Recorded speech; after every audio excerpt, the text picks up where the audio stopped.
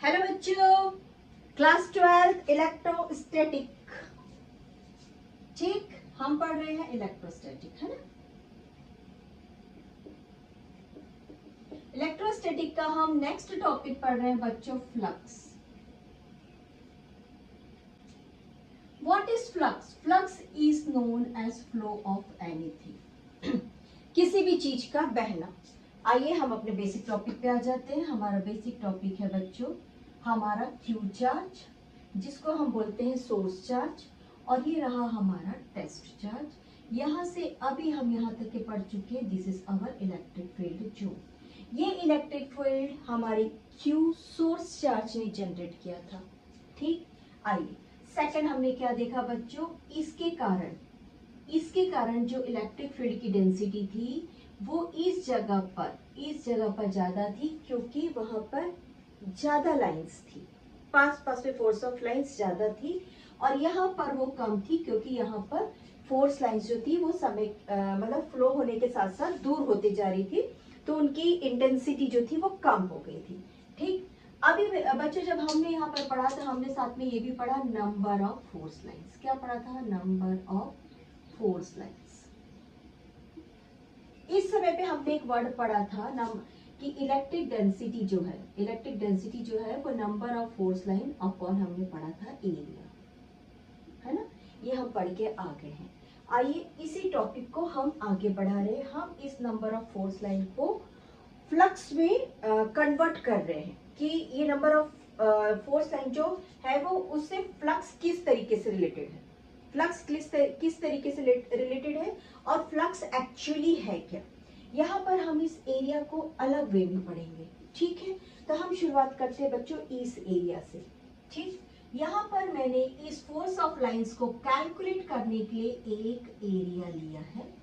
इस एरिया को मैंने डेल्टा ए से और डेल्टा एस से रिप्रेजेंट किया है।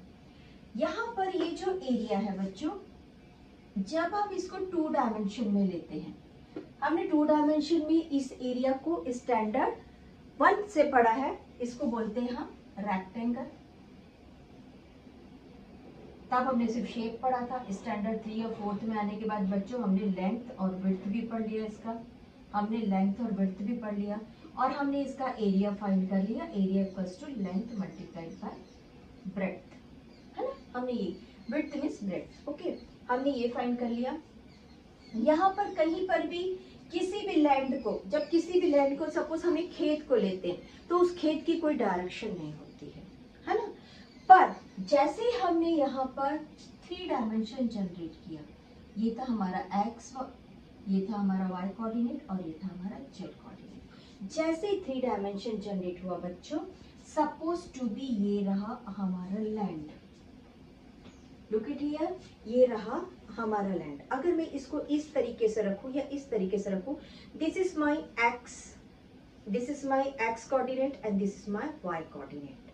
ठीक, ये 90 डिग्री से बने हैं, मैंने आप लोग को शुरू में बताया। अब जेड कहाँ जाएगा? तो जेड जो है बच्चों वो यहाँ से 90 डिग्री से कनेक्टेड है।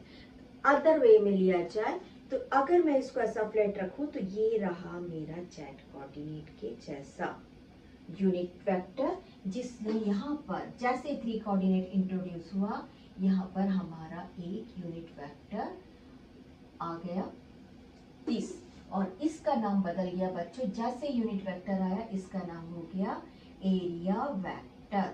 फिर से एक बार, एरिया वेक्टर क्या है?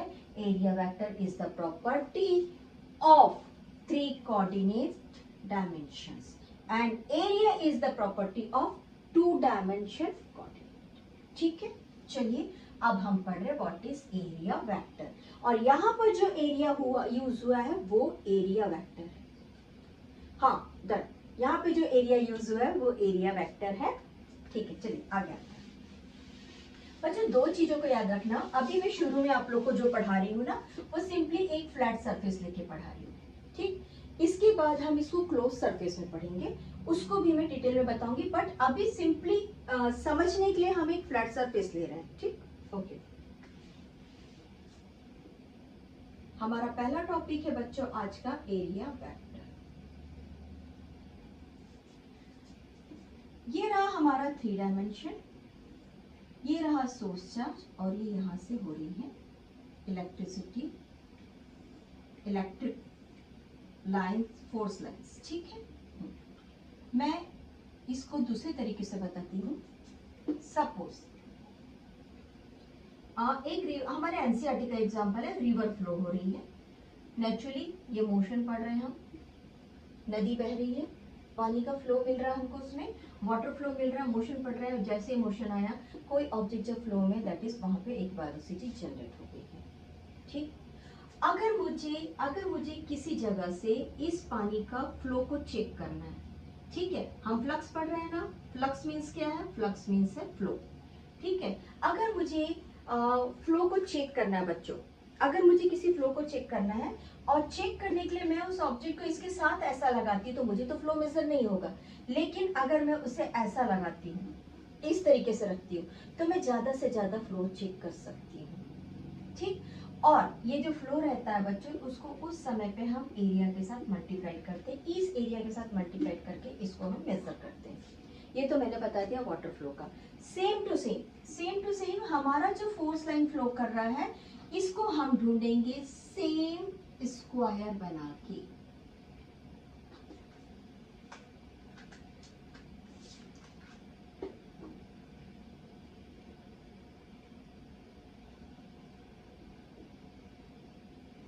लुक, मैंने इसे ऐसे चेक किया, अब मुझे यहां से पता चल रहा है ये जो था ये ऐसा था और ये जो था ये ऐसा था, और यहां से जो लाइंस जा रही थी बच्चों, यहां से ये पास पास जा रही थी और यहाँ पर ये दूर हो रही थी। तो देखिए एक एरिया से यहाँ से 4 लाइंस जा रही है और यहाँ से 2 लाइंस जा रही। This is the strength of the density of the electric field. ठीक है, हम पढ़ चुके, आ चुके हैं। अब हम देख रहे हैं इसमें कि इस एरिया से कितनी लाइन जा रही है, कितनी फोर्स ऑफ लाइन पास हो रही है। ठीक है, ये रहा हमारा आज का टॉपिक। इस फोर्स ऑफ लाइंस को हम फ्लक्स कहते हैं। अगर इंटीग्रेशन, नॉर्मली हम इसको फाई के साइन में लेते हैं, अगर हम इंटीग्रेशन के साइन में लेते हैं तो हम ऐसे लेंगे। ठीक, आपको कॉन्सेप्ट क्लियर है, हम क्या पढ़ने जा रहे हैं। Start with the what is area vector. Area vector is a vector quantity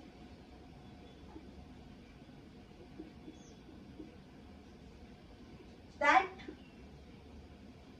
represent the area of the surface with its direction। अब बताइए डायरेक्शन क्या है। मैंने अभी आपको एरिया बताया, मैंने बताया हमारा जब एक्स वाई मैंने जस्ट से एग्जांपल दिया था कि अगर मैं इसे एक्स लेती हूँ और इसे वाई लेती हूँ तो मेरा जेड जो है वो यहाँ 90 डिग्री में है। ये जो जेड है just like that I am not saying that, just like that हमारा 90 डिग्री पे, लुक इट हियर, 90 डिग्री पर इस तरीके से या 90 डिग्री पर इस तरीके से इस सरफेस का डायरेक्शन बताएगा। ठीक, डायरेक्शन विथ विच, अच्छा नहीं, इसको अलग लाइन में लिखेंगे। ठीक, आइए, अगर फ्लो ऐसा हो रहा है और मैंने इसे ऐसा रखा, इट मीन्स यहाँ पर जो डायरेक्शन बता रहा है बच्चों, यहाँ पर जो डायरेक्शन बता रहा है वो इसके साथ में 90, अगर फ्लो ऐसा हो रहा है तो यहाँ से इस डायरेक्शन से इसका जो एरिया वेक्टर का डायरेक्शन है वो भी 180 डिग्री का रहेगा, क्योंकि फ्लो इस डायरेक्शन में आ रहा है और एरिया वेक्टर इस डायरेक्शन में जा रहा है। ठीक है, अब समझ रहे हैं ना। ओके, हम इसके बाद में नेक्स्ट पॉइंट लिखते हैं, हमारा पॉइंट नंबर 2। बच्चों इसको नोट्स फॉर्म में तैयार करिए please. Area vector magnitude equal to the area in plane, area we find in plane, find in plane. यहां पर ये जो हमारा सरफेस लिया था बच्चों, इसके साथ में बनाइए अब एक यूनिट कैप। ठीक है, यूनिट वेक्टर बनाया हमने जो 90 डिग्री पर बना था। इसको अब हम ऐसे पढ़ रहे हैं,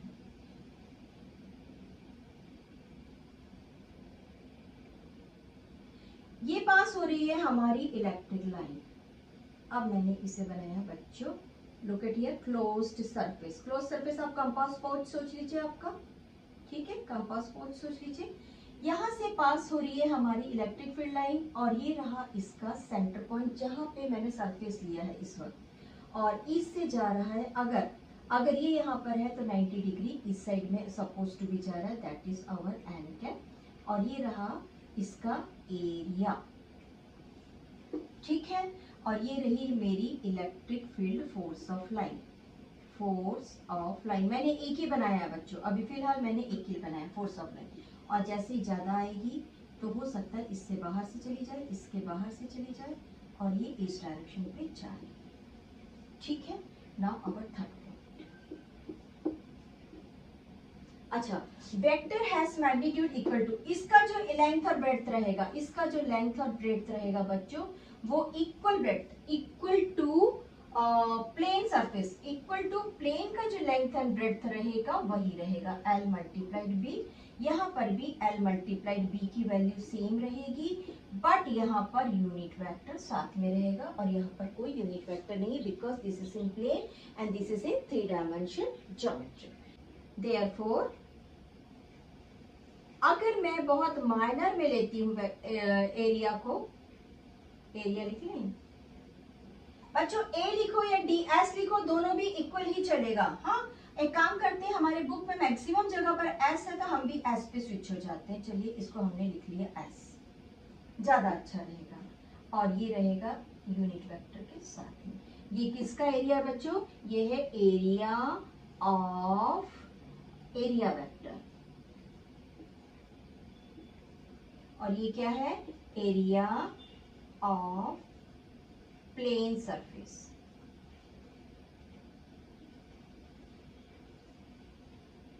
ठीक, हमारा नेक्स्ट पॉइंट हमने 2 किया बच्चों, 3 किया। हमारा third point, the direction of area vector is perpendicular to the surface।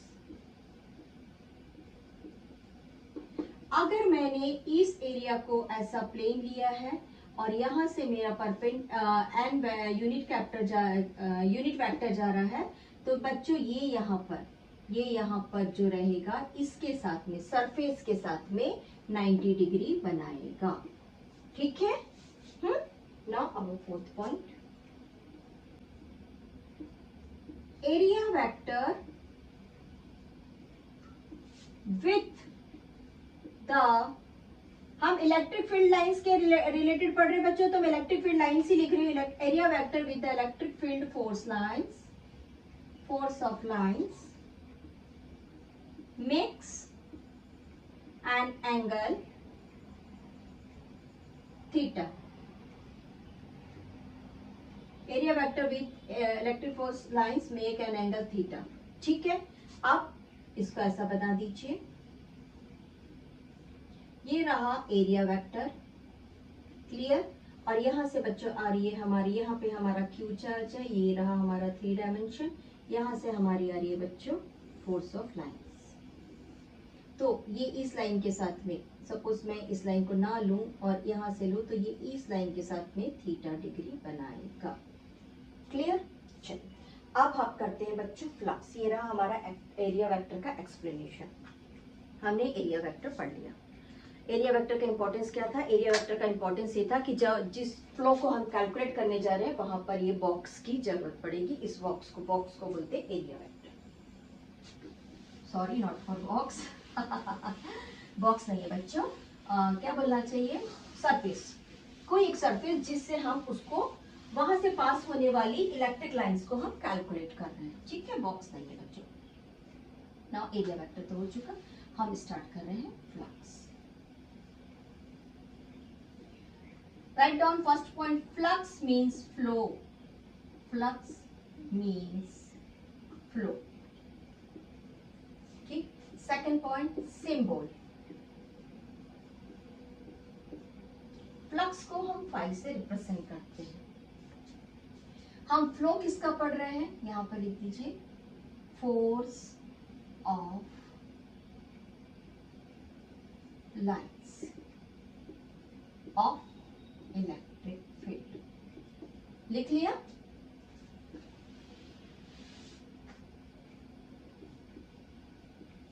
Force of lines of electric field, ठीक है। सेकंड हमने क्या पढ़ा, सिंबल, सिंबल को फाई बोलते हैं बेटा बच्चों। और अगर इंटीग्रल में जाएंगे, अगर बहुत सारों को इंटीग्रल करेंगे बच्चों, तब हम इसको ऐसा रिप्रेजेंट करेंगे, ठीक है। हमारा थर्ड पॉइंट, मैंने अभी अभी कहा कि हम किसको काउंट कर रहे हैं, हम नंबर ऑफ लाइंस को काउंट कर रहे हैं। तो आइए सबसे पहले हम नंबर ऑफ लाइंस का एक डेफिनेशन लिखते हैं और उसका फॉर्मूला लिखते हैं। देन जब हम फ्लक्स का डेफिनेशन लिखेंगे तो हमको क्लियर हो जाएगा कि नंबर ऑफ लाइन और फ्लक्स के बीच में क्या रिलेशन है। तो पहले हम नंबर ऑफ लाइंस को पढ़ते हैं। The number of force lines crossing a unit area, ये कौन सा एरिया बच्चों, दिस इज वेक्टर एरिया, ठीक है। देखिए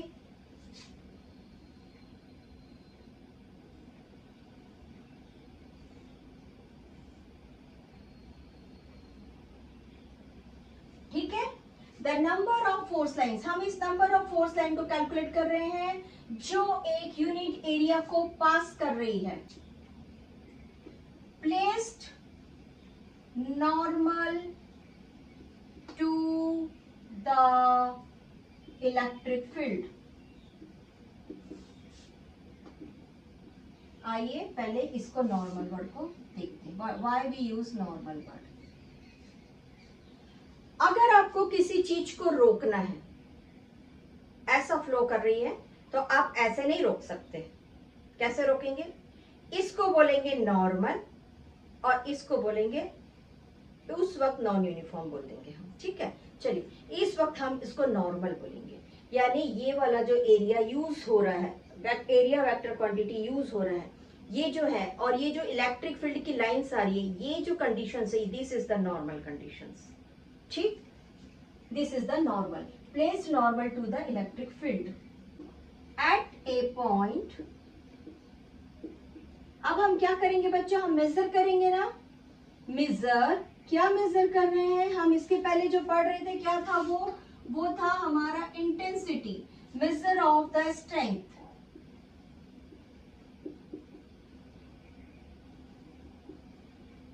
of that electric field.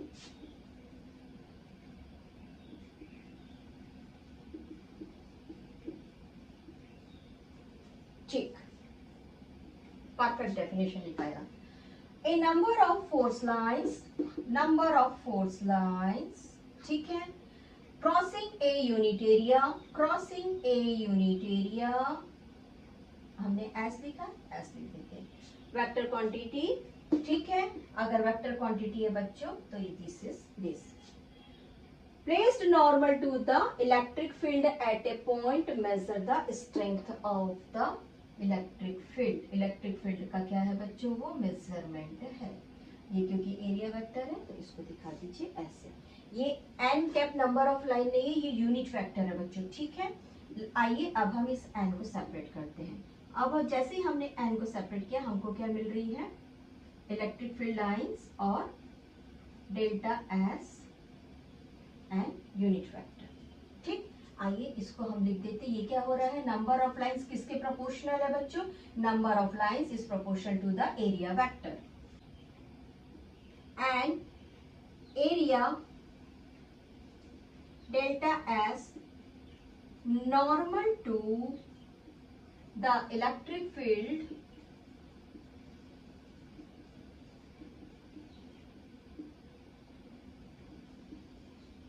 is proportional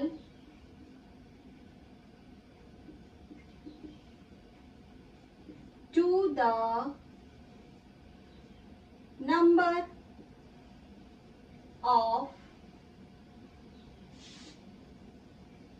force of lines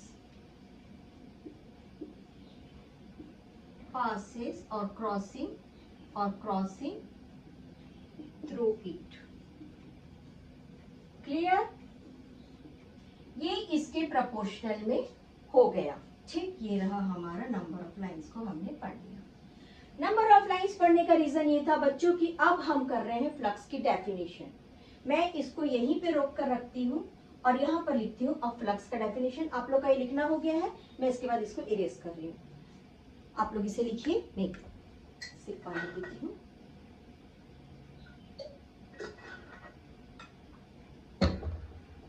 चलिए, फ्लक्स का definition. What is flux? Define flux.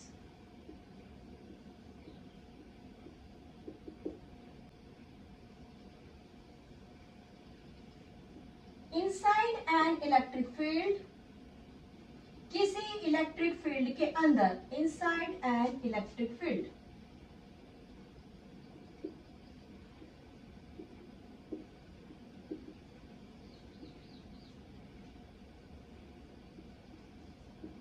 write down inside an electric field, किसी इलेक्ट्रिक फील्ड के अंदर, the electric flux is the measurement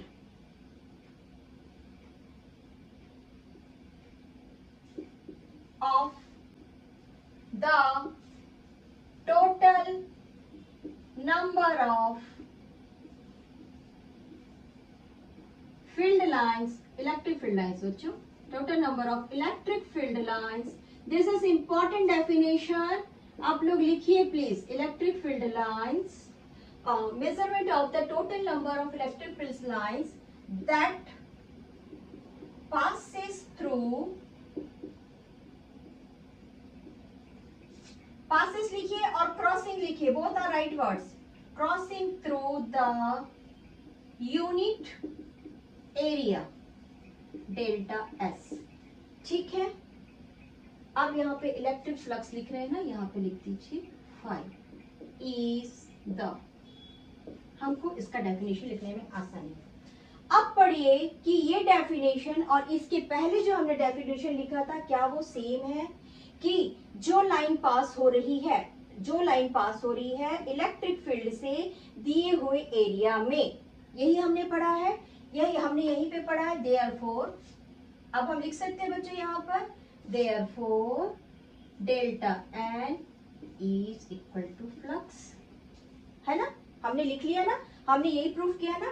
therefore, फिर से वापस लिख दीजिए, एन इक्वल्स टू, ये जो था इसकी जगह लिख दीजिए phi equals to delta S N N unit cap. ठीक, अब मैं इसे इरेज कर रही हूँ। आ गया हमारे पास में हमारा formula, N equals to phi और phi equals to electric field that is multiplied by S unit vector cap. ठीक, इसे हमने इरेज कर लिया। आइए अब इसको हम डॉट प्रोडक्ट में पढ़ते हैं। ठीक है, क्या होता है, ये आ रही है हमारी इलेक्ट्रिक फील्ड की लाइंस। आप देखिए, ये रहा हमारा सरफेस, ये रहा हमारा इलेक्ट्रिक फील्ड लाइंस। ठीक है, इलेक्ट्रिक फील्ड लाइन पे हमारा यूनिट वेक्टर 90 डिग्री यहाँ पर बना रहा है। किस पर बना रहा है? सरफेस पर। जैसे ये यहाँ पर बनाता है बच्चों, एक थीटा जनरेट हो जाता है। इसको हमने एरिया वेक्टर में लिखा है, इसको आइए वापस से लिखते हैं।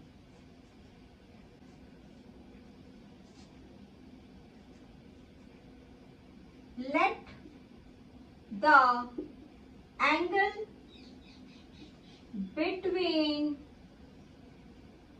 electric field lines and area vector is theta। ठीक है, यहां तक हम समझ गए।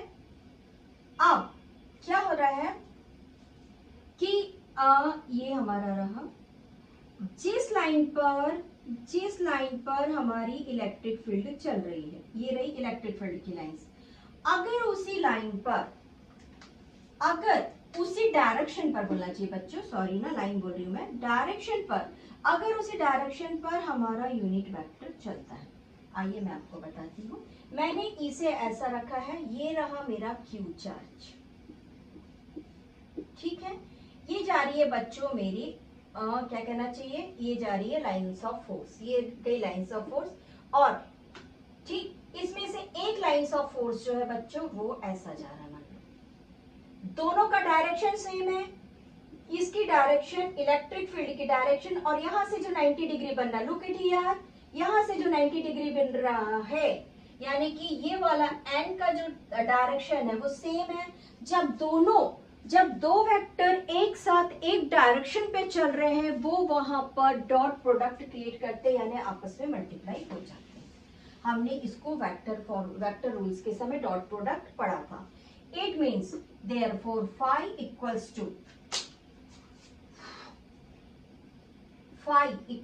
फ्लक्स इक्वल्स टू, और ये जो डॉट प्रोडक्ट है कौन बना रहा है बच्चों, ये बना रही है हमारी electric field E cos theta dot area vector, और यहां से हमारा चालू हो जाता है कॉस यानी कि dot product, that is cos theta. ये रहा हमारा फ्लक्स का डेरिवेशन ओवर। हमने फ्लक्स फाइंड किया सिर्फ एक एरिया के लिए बच्चों, हम ये जो पढ़ रहे हैं ना फॉर द सिंगल एरिया पढ़ रहे हैं, ठीक है। यहाँ पे हमारा फ्लक्स क्लियर हो गया, हमने इसको कंप्लीट कर लिया। अब आइए हम थोड़ा सा इसके आगे जा रहे हैं। यहाँ पर एक और क्लैरिटी कर लेते हैं। ये जब हमको थीटा मिल रहा है ना बच्चों, यहाँ से हमने जो थीटा फॉर्म किया है, यहाँ पे लिख दीजिए यूनिफॉर्म इलेक्ट्रिक फील्ड बच्चों, तो इसको लिख देते हैं in the uniform electric field, ठीक है। सपोज, ये तो ठीक है, कोई नहीं, इसको नहीं मिटाते। सपोज हमारे पास इतनी सारी लाइंस जा रही है, एक एक एरिया को हमने छोटे छोटे एरिया में यहाँ पे कैलकुलेट किया। एक काम किया मैंने एक काम किया, इतना बड़ा एक सरफेस ले लिया और उसको ऐसा छोटा कैलकुलेट किया, यानी कि मेरे एरियाज कितने हो गए बच्चों, एरियाज जो हो गए मेरे, एरिया हो गया, ये जो मेरा एरिया हो गया ना, ये नंबर ऑफ हो गया, नंबर ऑफ बहुत सारे हो गए, ये बहुत सारे हमने ले लिए एरिया। तो नेचुरली जैसे ये नंबर ऑफ होगा तो हर बार में इलेक्ट्रिक फील्ड चेंज होगी। रिमेंबर इलेक्ट्रिक फील्ड सब जगह एक जैसी तो नहीं है, इंटेंसिटी चेंज हो रही है ना। तो इस जगह की नंबर वन की इलेक्ट्रिक फील्ड कैसी रहेगी, E1। तो उस जगह पर हमको क्या मिल रहा है, उस जगह पर हमको फ्लक्स का रहेगा अलग, इलेक्ट्रिक फील्ड का हम फाइंड करें तो उस समय हमको क्या मिलेगा, ये मिल जाएगा डेल्टा S1। ऑफ कोर्स हम जितना भी डिग्री हमको मिलेगी उसका हम वैल्यू यहाँ पर रखते जाएंगे। अगर अब मैंने दूसरा बॉक्स लिया बच्चों, दूसरा सरफेस एरिया लिया, दूसरा एरिया वेक्टर लिया, उस समय भी ये हो जाएगा S2 लाइक दिस, है ना। यही पढ़ना है ना आपको, यही पढ़ रहे हैं हम, तो यही पढ़ रहे हैं। और फिर जब सबको बहुत सारा एक साथ जगह जमा कर लेंगे तो ये क्या हो जाएगा हमारा, ये हो जाएगा डेल्टा E, और साथ में ये कौन हो जाएगा, ये भी हो जाएगा डेल्टा S। यही पढ़ना है ना आपको, डिफरेंशियल का फॉर्म, तो और यहाँ पे हो जाएगा cos थीटा। तो चलिए आगे हम पढ़ते हैं, इसको इरेज कर रही हूँ, आप लोग का अगर लिखना हो गया। और एक चीज और, अगर आप लोग को बोलता है फ्लक्स का फॉर्मूला डिराइव करिए तो आप लोग यहीं तक डिराइव करेंगे, that is your answer only. ठीक है, जब आपको बहुत ज्यादा बोलता है इंटीग्रेट करिए तो इसके बाद के 2 पॉइंट को आप लोग ऐड करिए, इसके बाद के इंटीग्रेट करने बोलेगा तब। आइए हम इसके बाद का पॉइंट पढ़ेंगे।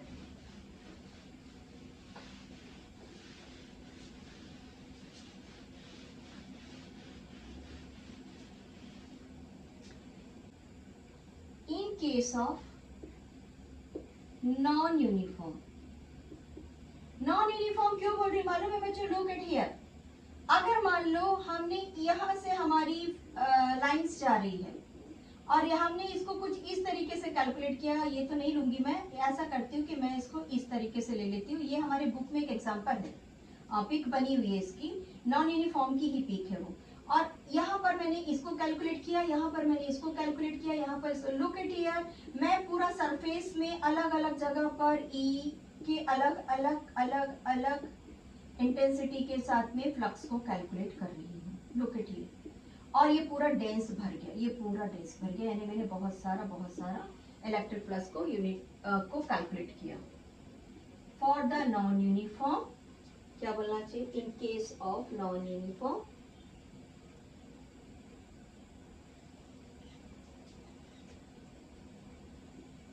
Consider a close surface. आ जाइए, अब हम क्लोज्ड सरफेस पे आ गए बच्चों। ठीक है, क्लोज्ड सरफेस अब किसको बोलते हैं ये देखिए। मैं बहुत बेहतरीन से, आप लोग अगर समझेंगे तो इसको क्यूब से समझेंगे, इसलिए प्लीज इस सब क्यूब को कंसीडर करके समझिए। अभी किसी सर्कल पे मत जाइए और कहीं पर भी ट्विस्ट मत होइए सर्कल को अभी पढ़ने के लिए। अभी आप इसी से समझिए, उसके बाद नेक्स्ट स्टेप में हम सारी चीजों को पढ़ेंगे। हम नेक्स्ट पार्ट में ही इन सब चीजों को करेंगे बच्चों। इस पार्ट में इससे रिलेटेड कम से कम 2-3 क्वेश्चन तो करेंगे। देखिए, ये रहा हमारा क्लोज्ड सरफेस और यहां से आ रही है हमारी इलेक्ट्रिक फील्ड लाइंस। ठीक है, हमने क्या पढ़ा? ये एरिया था, लेंथ था, ब्रेड्थ था, और यहां से 90 डिग्री बनाता हुआ हमारा एक एरिया वेक्टर था। अब किसी क्यूब को, या आप सामने में बैठे हैं किसी बॉक्स को इमेजिन करिए, या कंपास बॉक्स को इमेजिन करिए, उसमें हमको 6 फेसेस मिलेंगे। कितने फेसेस मिलेंगे? 6 फेसेस। यानी यहाँ पर कितना हमको एरिया वेक्टर मिल रहा है? हमको यहाँ पर एरिया वेक्टर 6 मिल रहा है बच्चों। समझा है? आई होप जरूर समझा है। 6 फेसेस मिल रहे हैं जहां पे हमको एरिया वेक्टर 6 मिल रहा है। ये बैक का था, ये अपर का हो गया। ठीक है, और सभी अपने सरफेस पे, अभी सभी लोग अपने सरफेस पे 90 डिग्री बना रहे हैं। ठीक है, आपको ये क्लैरिटी हो गई है। इसका कैलकुलेशन थोड़ी देर में बताती हूँ बच्चों, पहले हम इसको पढ़ते हैं। ठीक है, अब हम इस क्लोज सरफेस को ले लिया और हम इस क्लोज सरफेस को पढ़ रहे हैं।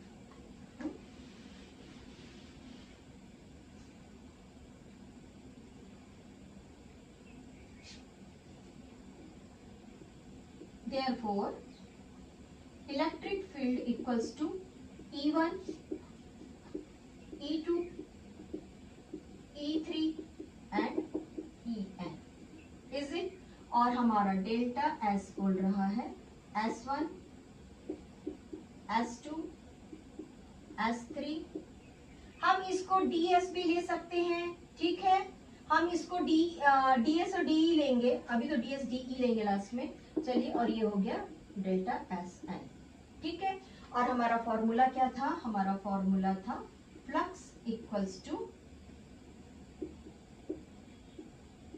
डॉट प्रोडक्ट कॉस थीटा, यही था, है ना? तो आइए इसको बनाते हैं। That is E1 delta S cos theta plus E1 delta S2 cos theta plus delta En। Delta ले लो, इसको अभी ले लेते चलिए, इसको डेल्टा SN cos थीटा। ठीक है, हमको ये मिल गया। अब हम इसका बनाते हैं बच्चों समेशन। समेशन में सपोज मैंने n की वैल्यू i रखी है, सपोज i इक्वल्स टू, जिस वक्त मैं 1 रखूंगी तो ये मैं e1 को लेके चलूंगी, जब मेरा i इक्वल्स टू 2 रहेगा बच्चों तब मैं इसको लेके चलूंगी और उसको कैलकुलेट करके लिखूंगी। तो ये रहा मेरा समेशन,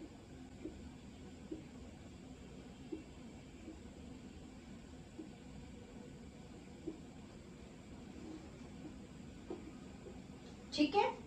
ये रहा हमारा मल्टी एरिया वेक्टर को कैलकुलेट करने का मेथड, ठीक, ओके।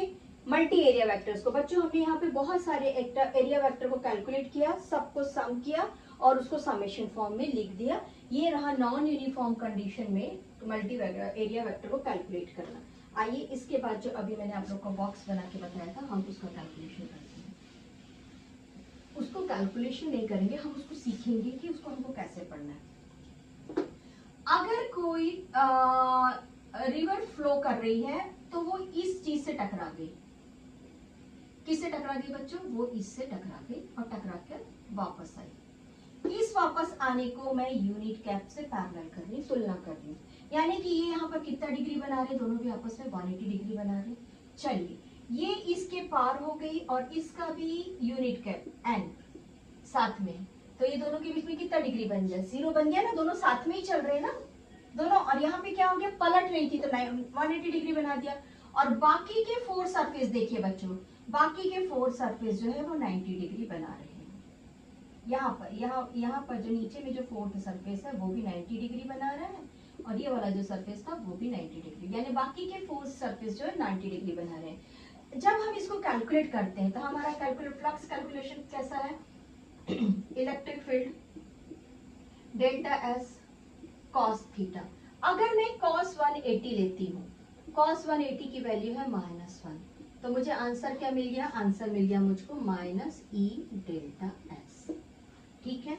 चलिए सेकंड फ्लक्स को कैलकुलेट करते हैं, delta E delta S cos 0, cos 0 की वैल्यू 1 है, इट मींस ये हो गया positive e delta S. Look at here, ये दोनों भी आपस में जब मैं यहाँ पर कैलकुलेट करूंगी ना तो ये दोनों यहीं पे कैंसिल हो गए हैं। अब हम बाकी के 90 डिग्री को लेते हैं बच्चों, तो बाकी के 90 डिग्री में कॉस की वैल्यू क्या है बताइए, कॉस 90 की, ये कॉस 0 था, कॉस 90 की वैल्यू क्या है, कॉस 90 की वैल्यू है 0।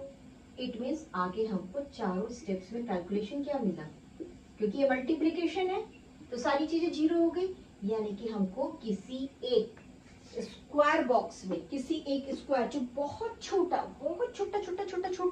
पार्ट को लेके हमने कैलकुलेट किया था, वहां पर हमको फ्लक्स 0 मिला। आपको समझ में आ रहा है, ये 90s क्या चीज है बच्चों, ये 90s 4 साइड्स है और ये कौन से साइड्स है, सेकंड साइड्स और ये फर्स्ट साइड। कैसे, इलेक्ट्रिक फ्लो यहां से आया और यहाँ पर एक क्यूब था, इसका बता रही हूँ बच्चों, यहाँ से 90 डिग्री का, यहाँ से 180 डिग्री सॉरी, यहाँ से 0 डिग्री का कॉस थीटा बना, यहाँ से 180 डिग्री का कॉस थीटा, यहाँ से 90 डिग्री का कॉस थीटा, इस सरफेस में 90 डिग्री का और बैक वाले सरफेस पे 90 डिग्री और फ्रंट वाले सरफेस पे 90 डिग्री। यानी कि कैलकुलेशन करते थे फ्लक्स का तो बहुत सारी कंडीशंस में फ्लक्स की वैल्यू 0 आती है और कुछ कंडीशंस में फ्लक्स की वैल्यू काउंट की जाती है, ठीक है। जहां पे काउंट करना है वहां डेफिनेटली काउंट करेंगे हम, लेकिन कुछ मैक्सिमम कंडीशंस में फ्लक्स की वैल्यू 0 आती है। और जहां पर कंडीशंस में फ्लक्स 0 नहीं आता है, ठीक है, ये देखिए ये मेरा बॉक्स था बच्चों और यहां से इलेक्ट्रिक फील्ड पास हुई, ठीक है। इस बॉक्स से जब इलेक्ट्रिक फील्ड पास हुई ना बच्चों और फ्लक्स की वैल्यू 0 नहीं आई, यहां से चालू हो जाता है हमारा सेकंड टॉपिक, गॉस लॉ, ठीक। यहाँ पे हमारा फ्लक्स अप्रोक्सीमेट खत्म हुआ, बस इसके बाद इसका इंटीग्रेशन फॉर्मूला लास्ट करते हैं, उसके बाद हम उसके ऊपर न्यूमेरिकल्स करेंगे, ठीक। यहाँ पे जैसे हमारा इलेक्ट्रिक फील्ड, अगर ये पॉजिटिव था अंदर जाएगा, अंदर में कोई नेगेटिव बैठा है, अंदर में कोई पॉजिटिव बैठा है, वो हम गॉस में पढ़ेंगे, उससे इलेक्ट्रिक फ्लक्स की वैल्यू हमको मिलेगी 0 नहीं मिलेगी, वहां पे गॉस लॉ चालू हो जाता है। हम फ्लक्स कैलकुलेट कर रहे हैं, हम फ्लक्स का इंटीग्रेशन कर रहे हैं बच्चों। ये रहा, हम किसका इंटीग्रेशन किए, हमने छोटे छोटे फ्लक्स को इंटीग्रेट कर रहे हैं। किसको इंटीग्रेट कर रहे हैं, हम छोटे छोटे फ्लक्स को। लुक एट हियर, इतने छोटे छोटे फ्लक्स को हम इंटीग्रेट कर रहे हैं। पहले तो हमने फ्लक्स फाइंड कर लिया, अब फ्लक्स को जमा करके उसको फ्लक्स की वैल्यू को इंटीग्रेट कर रहे हैं। उस कंडीशन में हमारा वैल्यू रहेगा बच्चों इंटीग्रेशन ई डेल्टा एस। ठीक है, ये रहेगा डेल्टा एस। डन। यहाँ पे हमारा फ्लक्स कंप्लीट हुआ। नेक्स्ट टॉपिक में हम गॉस लॉ चालू करेंगे। आइए फ्लक्स के ऊपर कम से कम 2-3 क्वेश्चन या 5 क्वेश्चन तो जरूर करते हैं। जितना आपका क्या कहना चाहिए कैपेसिटी है उतना पढ़िए, पॉज दबाइए, पानी पी कर आइए और आगे बढ़ते हैं। आइए बच्चों, हम ना न्यूमेरिकल्स करने से पहले फ्लक्स की यूनिट्स कर लेते हैं। फ्लक्स को हम 2 तरीके से लिखते हैं, एक ही तरीके से लिखते हैं। इसमें हम इलेक्ट्रिक इंटेंसिटी को 2 तरीके से लिखते हैं बच्चों। एक तो हम लिखते हैं force upon charge.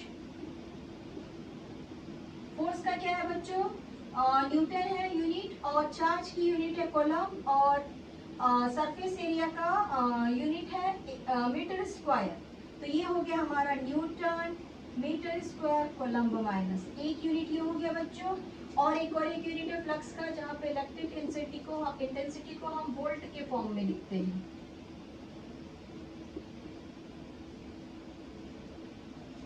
Volt upon metre, that is metre square upon volt metre. एक यूनिट ये हो गए बच्चों हमारे पास, और एक यूनिट ये हो गई फ्लक्स की। आइए हम पढ़ते हैं इसका डायमेंशन। इसको लिखिए, यहीं पे कर ले डायमेंशन, इसको मिटा लेते हैं। चलिए, फोर्स का डायमेंशन क्या है बच्चों, फोर्स में एक मास यूज होता है, मास 1 हो गया, और उसके बाद में फोर्स में 1 किलोमीटर मीटर लेते हैं हम, दैट इज L1, और साथ में होता है टाइम -2। ये रहा हमारा फोर्स, और चार्ज को हम लिखते हैं एम्पियर सेकेंड में, ठीक है, मल्टीप्लाइड बाय एरिया को लिखते हैं L स्क्वायर। आइए कैलकुलेट करते हैं, m⁻1 L की पावर यहाँ पर 3 है, और A की पावर -1 है, और T की पावर है -2। -2 में एक और एक आपके इजाफा हो गया, और ये रहा A की पावर -1। ठीक है, ये रहा हमारा फ्लक्स का डायमेंशन।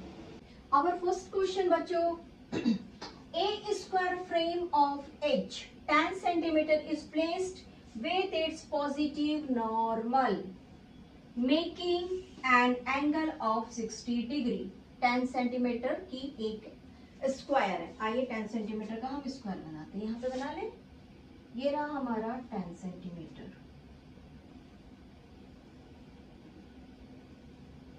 और ये रहा इसका यूनिट वेक्टर। क्लियर? ठीक, सरफेस बन गया ना।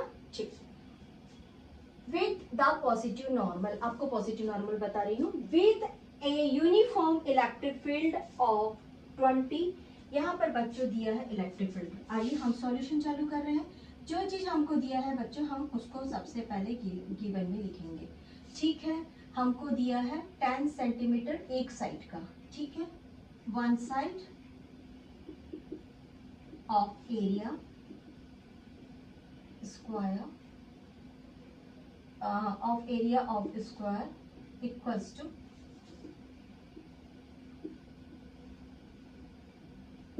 10 centimeter equals to 10 upon 100 metre. ठीक है, हमने इसको मीटर में ऐसा यूनिट में कन्वर्ट किया। ठीक है, यहाँ पर भी वोल्ट मीटर के साथ दे रहा बच्चों, इसलिए ये सही है। Find the flux of the electric field. ठीक है, हमको फाइंड क्या करना है, फाइंड करना है flux of the electric field. ठीक, through the surface bounded by the frame. इस फ्रेम से जो सरफेस बन रही है उसका हमको इलेक्ट्रिक फील्ड फाइंड करना है। आइए, ये रहा हमारा क्यू चार्ज।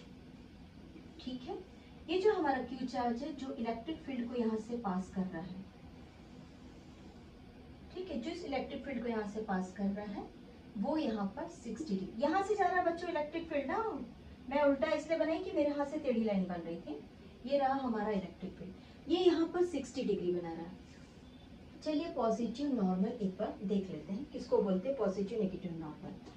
सपोज ये मेरा इलेक्ट्रिक फील्ड था, हाँ, और मेरी इलेक्ट्रिक लाइंस यहाँ से यहाँ गई, ये इसके साथ में 90 डिग्री बनाया, तो ये यहाँ पर इसके साथ में थीटा बनाया।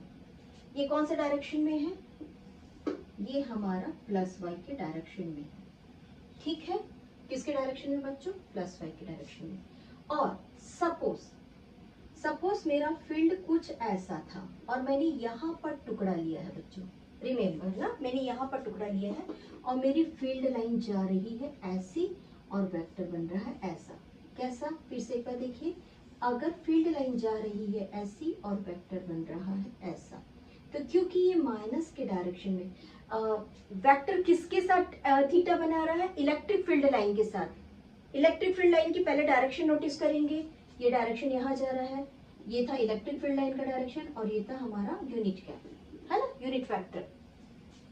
क्योंकि डायरेक्शन हमारा माइनस वाई की तरफ था, इसलिए बच्चों ये नेगेटिव डायरेक्शन कैलकुलेट होता है, ठीक है। यहाँ पर जो पॉजिटिव बोला है, इट मीन्स ये जो यूनिट कैप बन रही है, यूनिट कैप पॉजिटिव एक्स की तरफ है। आप इसको यहाँ पर लिख, सॉरी पॉजिटिव एक्स नहीं, पॉजिटिव वाई की तरफ बन रही है। ये जो हमारा यूनिट बन रहा है, यूनिट वेक्टर बन रहा है, वो डस्टर पॉजिटिव की तरफ बन रहा है, ठीक है। आप लोग को समझ में आया नेगेटिव और पॉजिटिव क्यों यूज हो रहा है? ठीक, कुछ चीजें बच्चों मैथ्स बनाते समय ही सीखी जाती है, ठीक है। फाइंड फाइव, ओके, फ्रेम का 10 सेंटीमीटर हमने लिख लिया, पॉजिटिव डायरेक्शन लिख लिया, यानी कि हमको कॉस को पॉजिटिव लेना है, ठीक है। नाउ अवर फॉर्मूला, ओके, और कुछ दिया बच्चों हमको? यहाँ पर दिया है angle of 60 degree cos theta equals to 60 degree, ठीक। इलेक्ट्रिक फील्ड इंटेंसिटी कितनी दी है बच्चों? हमको इलेक्ट्रिक फील्ड इंटेंसिटी दे रहा है 20 वोल्ट मीटर -1, ठीक है ना। यही सही मेथड है। SI कन्वेंशंस को पढ़िए please please please, SI conventions को पढ़िए। बोर्ड्स में जो बोलते हैं ना हम कि मार्क्स कट रहे हैं, सब कुछ तो सही था। ये जो हम गलतियां करते हैं ना लिखने के समय में, क्या गलतियां करते हैं बच्चों? SI कन्वेंशन जब आप पढ़ेंगे ना तब पता चलेगा, वोल्ट अपॉन मीटर लिख तो देते हैं नॉर्मली, लेकिन कन्वेंशन के अकॉर्डिंग इसको लिखना है हमको volt meter -1, and this is the 100% perfect and this is only 10% because of verbal expression के कारण इस तरीके से लिख दिया जाता है। यही परफेक्ट है लिखने का मेथड, ठीक है। चलिए हम फाई की वैल्यू फाइंड करते हैं। आइए, हमारा फॉर्मूला क्या है? Phi equals to electric field vector dot product of area cos theta. Value रख दीजिए। इलेक्ट्रिक फील्ड इंटेंसिटी कितनी है? 20 वोल्ट मीटर, ठीक है। नाउ हमारा एरिया कितना है बच्चों? 10/100 मीटर मल्टीप्लाई 10/100 मीटर,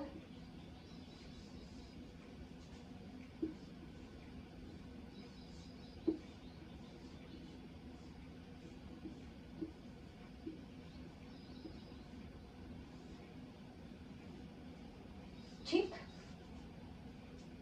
और कौन था? cos 60 इक्वल्स टू हाफ, काटपीट मचाइए।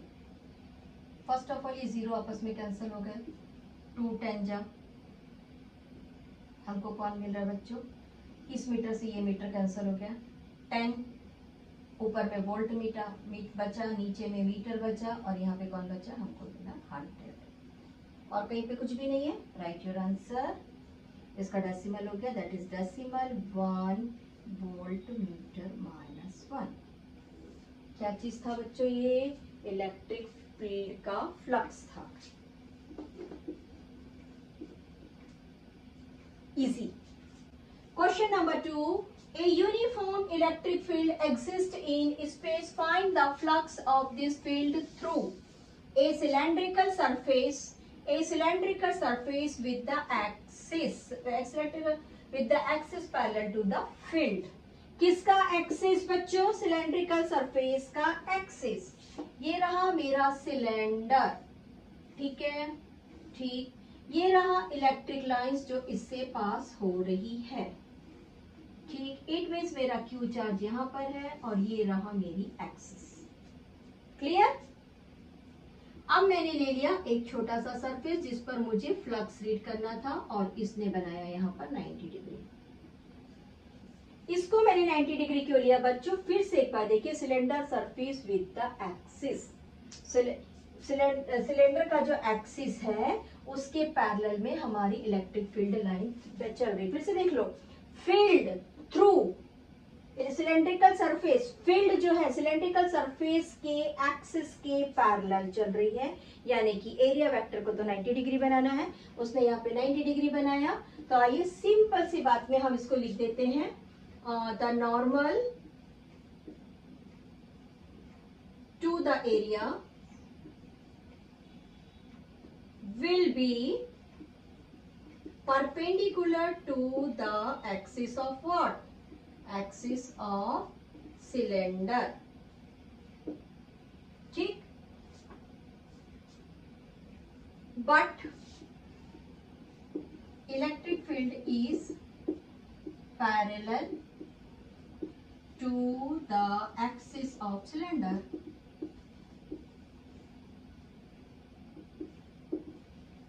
ठीक है, एक्सिस ऑफ सिलेंडर।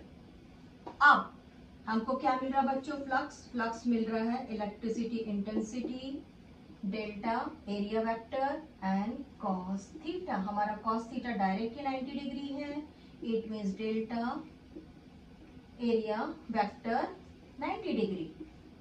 90 डिग्री की वैल्यू क्या है बच्चों? थोड़ा सा याद है, 0। Therefore our value flux is 0। हमारा फ्लक्स कितना मिला बच्चों? फ्लक्स मिला 0। अब ये जो सिलेंडर है ना, सिलेंडर से ये 90 डिग्री, चलिए सिलेंडर को गोल घुमाते जाते तो हर एरिया में तो 90 डिग्री मिलेगा, और हर बार सिलेंडर से हम कहीं से भी 90 डिग्री ले, हमारा इलेक्ट्रिक फील्ड तो सीधा जा रहा है। सिलेंडर कितना भी गोल गोल घूम जाए, इलेक्ट्रिक फील्ड इसी डायरेक्शन में रहेगा। देखो ये रही आपकी फील्ड लाइंस, और सिलेंडर गोल घूम रहा है, कहीं से भी गोल घूम रहा हो, हर बार 90 डिग्री उसकी कहां रहेगी बच्चों? 90 डिग्री अपवर्ड ही रहेगी। उस कंडीशन में यहां पर हमको ईच पार्ट, हर पार्ट में, for the each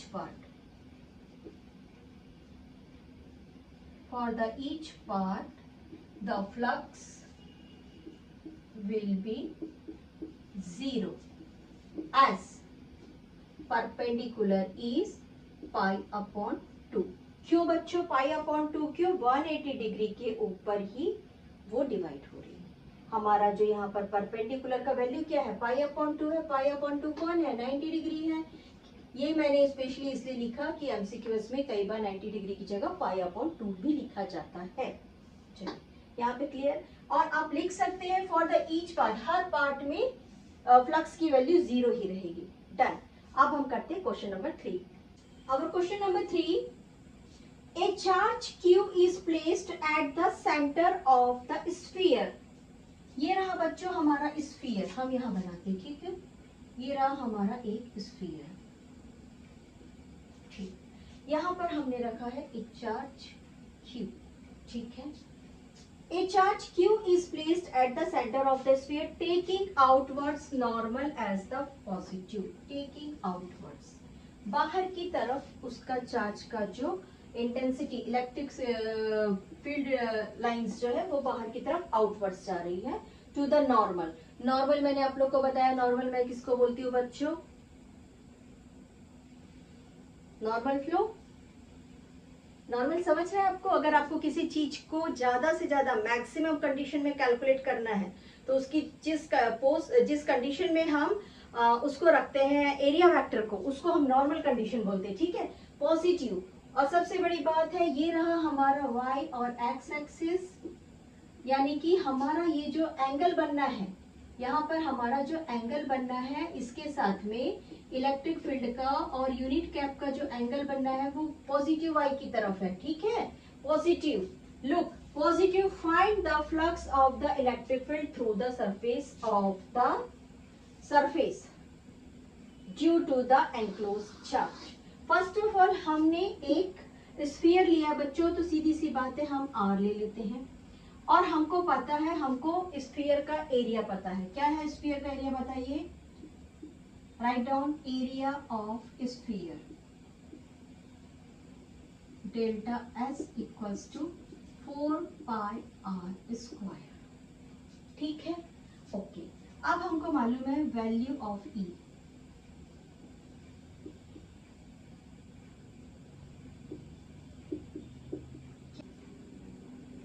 Q upon 4 pi epsilon naught R square.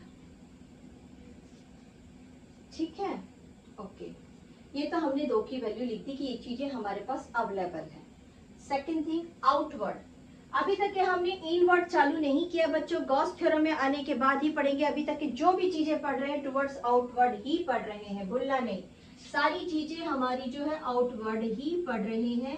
Inward तब पढ़ेंगे जब हम गॉस थ्योरम के अंदर घुसेंगे। Gauss theorem, Gauss theorem, Gauss theorem. चलिए, ये हो गया।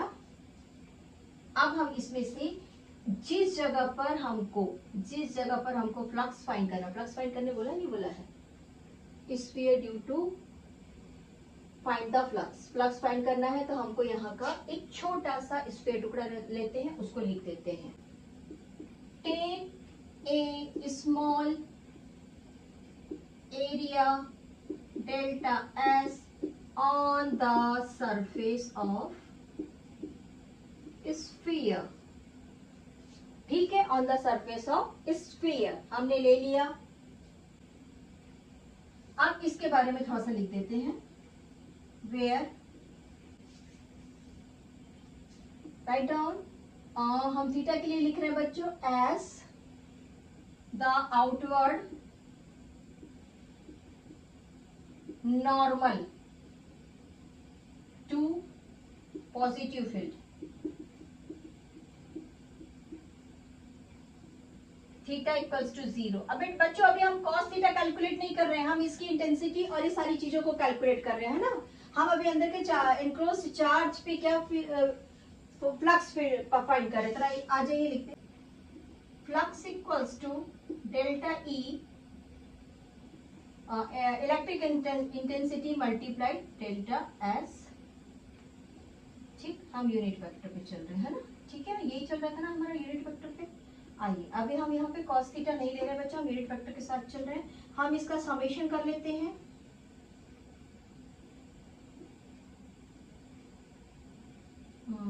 समेशन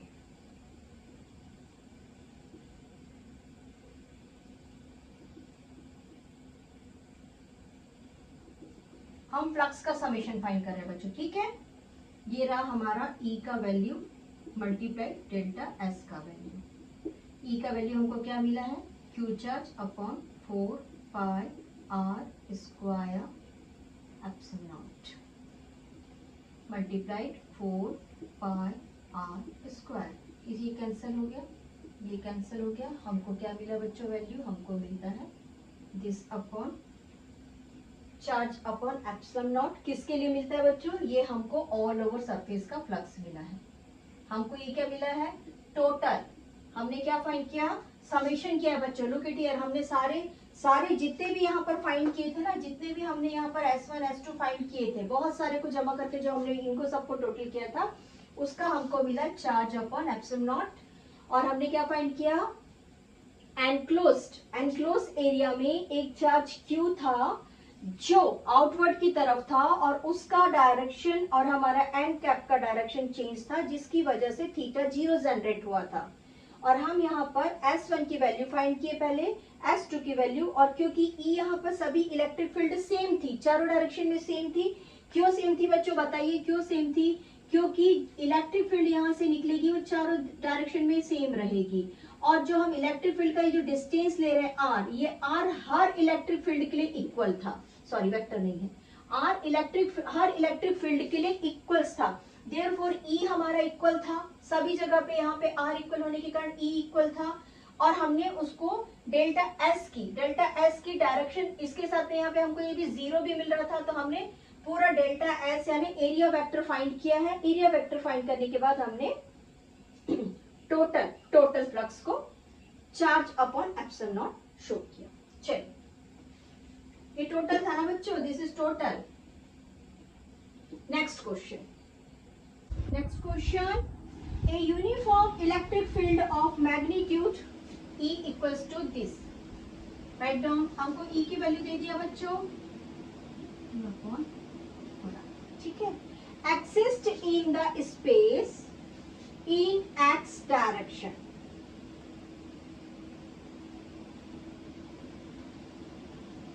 ठीक, ये रहा x, ये रहा y और ये रहा z। कैलकुलेट द फ्लक्स, हमको फ्लक्स को कैलकुलेट करना है, ठीक है।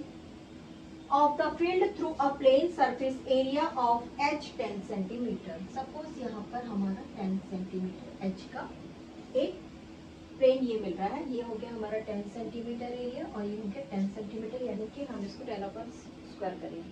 Placed in the YZ plane. अब ये YZ प्लेन में रखा गया है बोल रहा है बच्चों, तो ये YZ प्लेन पे रखते हैं हम, YZ प्लेन पे रखा है। Take the normal along the positive X axis, और जो इलेक्ट्रिक फील्ड चल रही है हमारी वो एक्स एक्सिस के अलोंग पे चल रही है, यानी यहीं पे हो गया थीटा इक्वल्स टू 0।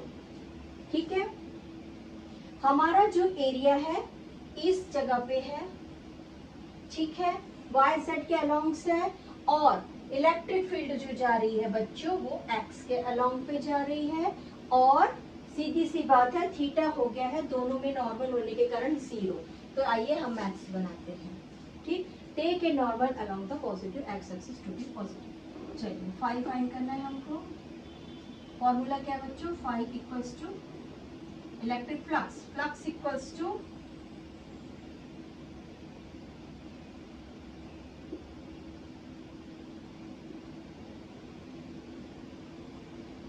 अभी हमारा थीटा 0 है इसलिए हम थीटा के लिए कहीं नहीं जा रहे हैं, ठीक है। कॉस थीटा डॉट प्रोडक्ट नहीं कर रहे हैं अभी हम डायरेक्टली फाई की वैल्यू फाइंड करें, that is 100 C multiplied by 10 upon 100 का स्क्वायर। एरिया क्या है बच्चों, लेंथ मल्टीप्लाइड ब्रेड्थ या फिर एल का स्क्वायर या साइड का स्क्वायर, यही है ना एरिया, ठीक है, भूलना नहीं है। ये कहाँ से आया करके, और 2 दिन तक आप लोग सोएंगे नहीं फिर कि टीचर ने 2 टाइम्स क्यों लिख दिया। 100 अपॉन 100, ओह ब्यूटीफुल। 1 व्हाट, इसकी वैल्यू थी n अपॉन सी न्यूटन अपॉन, और इसकी वैल्यू थी बच्चों मीटर स्क्वायर। ये हो गया n C metre square equals to 1 n m square और c का -1। ठीक, ठीक है, ये हो गया। आज के लिए हम इतने ही करते हैं, इसके बाद हम फ्लक्स के ऊपर 5-6 मैथ्स और बनाएंगे किसी और पार्ट में। Have a nice day.